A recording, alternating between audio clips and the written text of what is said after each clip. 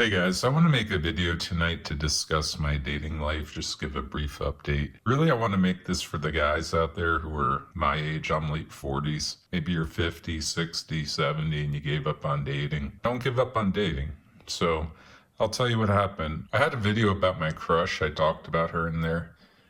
Me and my crush have been talking pretty much every day, and it's just like talking about movies we like and stuff like that. I don't think anything's going to happen with my crush, but that's more on my end. There was a couple issues that came up, and I'm being extremely picky about where I invest my energy. So I'm being picky.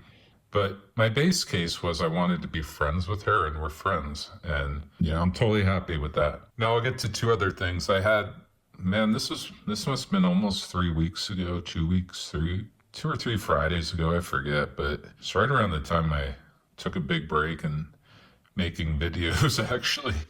I did have my first date at that point. The girl told me it was the 95th percentile of any date she's been on. So think about that. You could be in your late 40s. This girl was in her early 40s.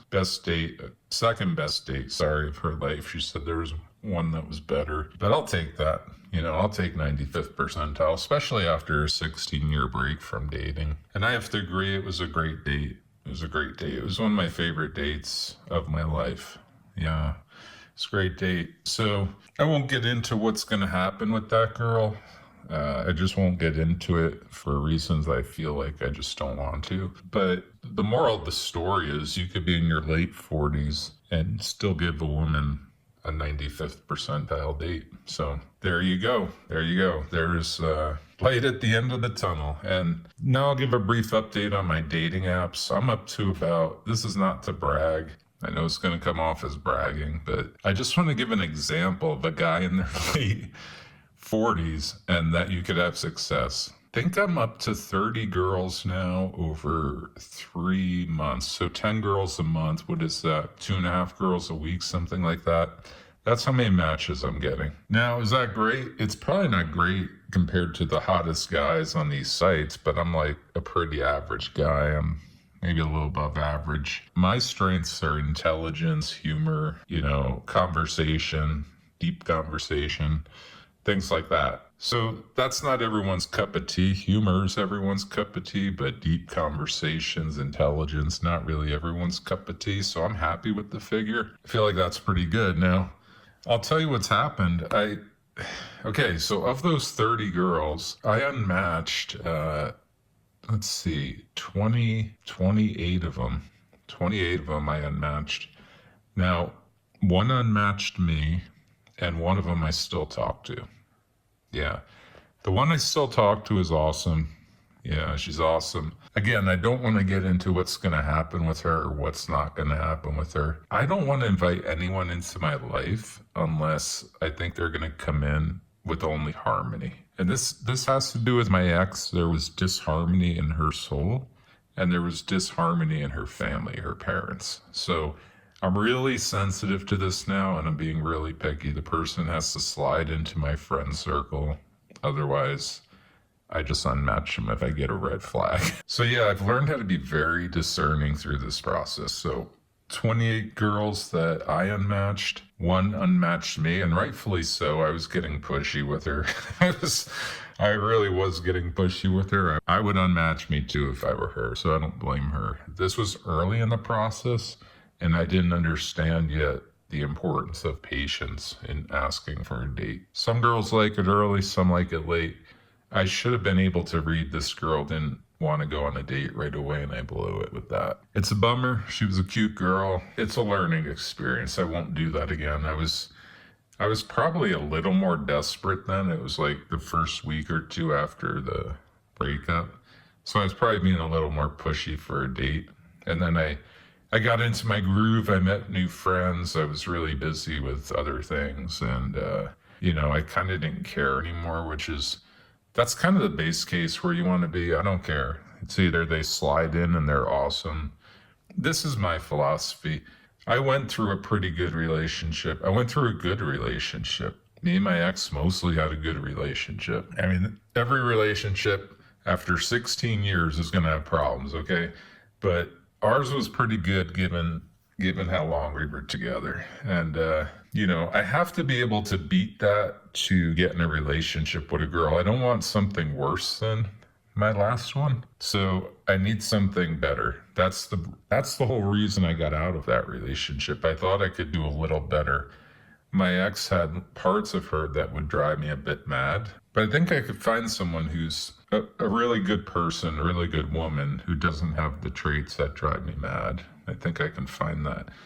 Now, I'm being very selective. I've been on one date in 3 months. It was a 95th percentile date for both of us. Yeah. So is that better than a whole bunch of 15% dates? I think it is. That's my see. I've always in my whole life been a quality over quantity guy. So I'm much happier with one date that goes awesome than 10 dates that go poorly or go just okay. And I was selective about this date. I screened very well.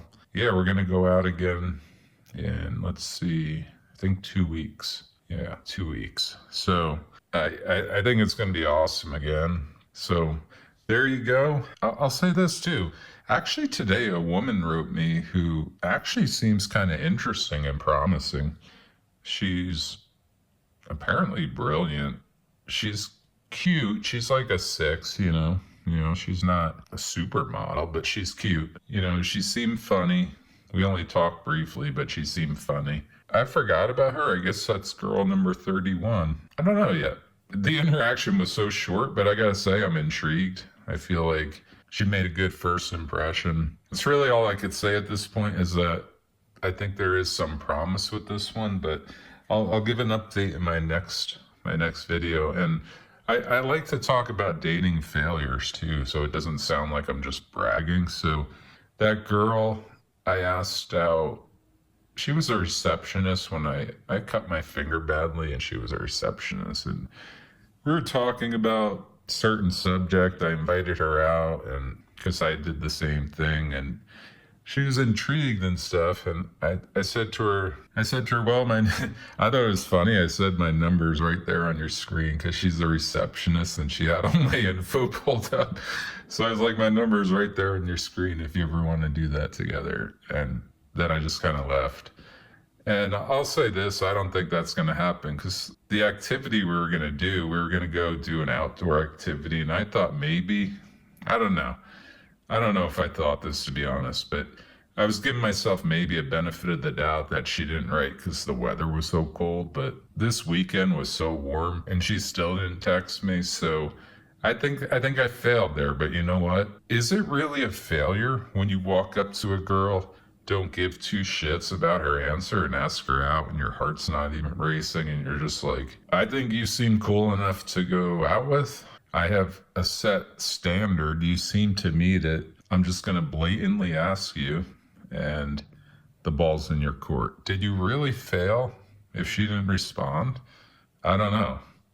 It doesn't feel like a massive failure. It feels like success to me. Like, I actually walked up to someone and did that, and a lot of guys will not do that. So to me, it's a success. To me, it's another notch in the belt on the path to, total confidence, getting my mind right, enlightenment, all these things I'm working on.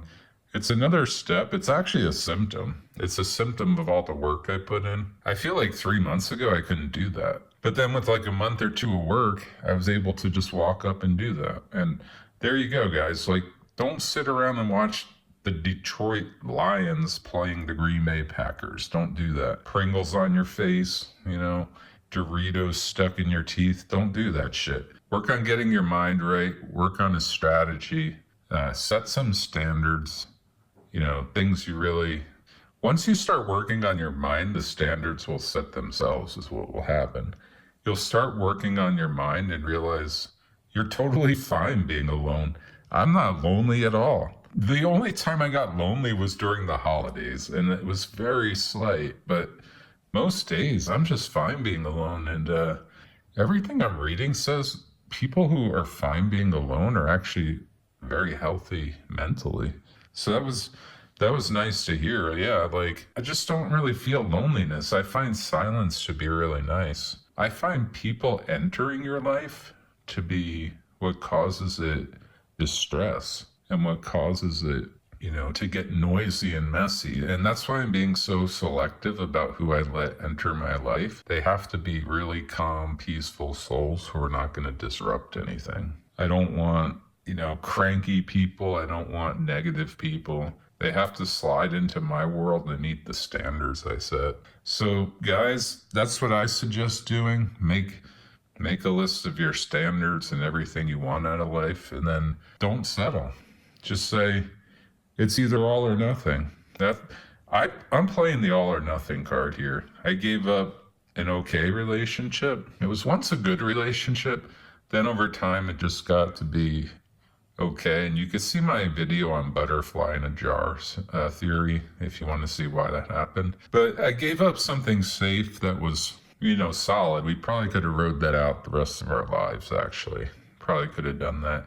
I went into the companionship phase. My partner was not yet in that phase. This is the downside of age gap relationships. If people want to know about the downside, maybe I should make a video, because a huge downside is I went into companionship phase much earlier than her. I'm late 40s, she's mid 30s, and I went into companionship phase. I was totally content, just like snuggling on the couch, having sex like once a month, and riding our bikes all the time. I was like really content with that. But she kept pressuring me to have sex all the time, and I just couldn't do that. I wasn't into that. But I was still into her as a human being, mostly, So it could have worked. It could have rode it out. Do you do that, or do you go for broke? And I just made the calculation. I'm wired to go for broke. I feel like I could do better. Time's going to tell on that. Like I said, I had one great date, let's see what happens. Time's going to tell. Like, it's 3 months now. I might not find that person in 3 months. You know what I'm saying? I might not find that person in 3 years. I might not find that person in 30 years. But my whole point in breaking up with my ex was that I feel like I could find that person before I die. Let's say I'm in my 70s and I find him. It's still worth it to me to get even a few seconds of that relationship than be locked up with someone where you can't experience that. So that's another piece of advice I have. If you're on the fence and you're like not sure if you should be in a relationship, that's a sign, to me at least, that you should probably just end that and go for broke. That's my advice.